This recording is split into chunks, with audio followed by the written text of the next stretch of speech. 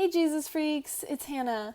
Today I was in the book of Joel and I wanted to share with you guys one way that you can get a better understanding or grasp on what you're reading from the Bible. Because as we all know, sometimes the Bible can be a bit much and hard to understand with all like the big names, the places, and a lot of big words that we don't understand. One thing that has really helped me so far with understanding the Bible is getting a study Bible. Now, I got this study Bible not too long ago. It's called the She Reads Truth Bible, and it's in a Christian Standard Bible. And it has all these, it has a timeline, gives a little background, the message and purpose of the book you're reading, all that stuff, and that really helps. It also has a bunch of pre-written notes that you can read,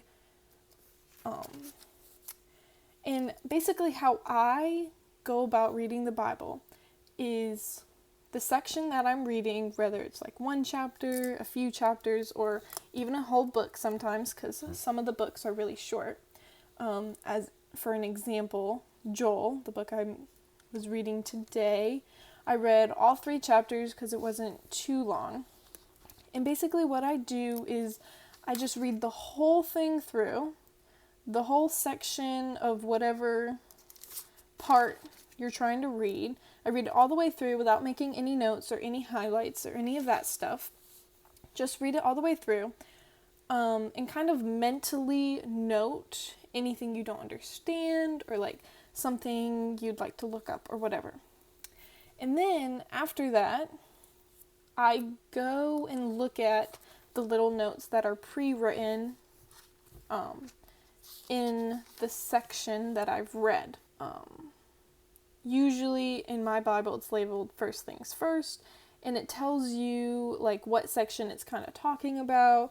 And then it also tells you other sections of the Bible that aren't necessarily in this chapter that you can also go look at for other references, which is really important because seen throughout a lot the Bible, it references itself. So chapters will reference other chapters and so forth. And then once I've read kind of the little notes and stuff, I'll go through and highlight and write some notes.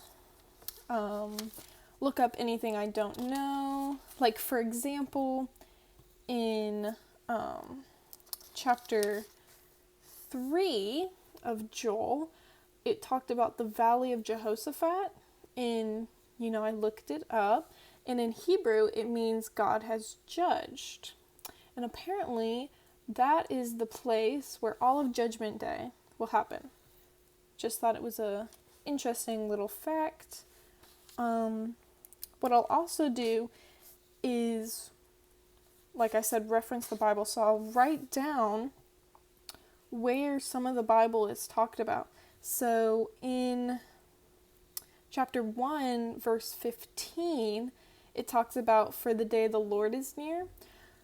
And then in a different part of the Bible, 1 Thessalonians 5:2, it talks about the day the Lord will come like a thief in the night.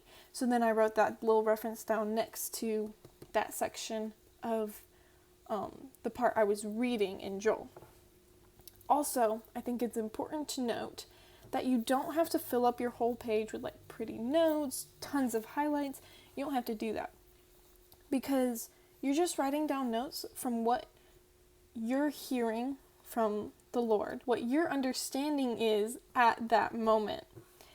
And because I think it's super important, because later on, when you come back to this book and you look at these notes, you could be at a completely different place. It could mean a completely different thing to you when you reread it. And then you have space to go in here and write your new thoughts, right? Your new feelings on what you read. So I think that's really important in not trying to just fill the page because it looks pretty or any of that. Yeah, I just wanted to share that with you guys. And if you have any ways that you like to read your Bible or any other questions about how you can read a Bible or better ways to get an understanding of the Bible, let me know down in the comments. I'd love to answer them or find answers for you. I hope you're having a great day, and I'll see you guys next time.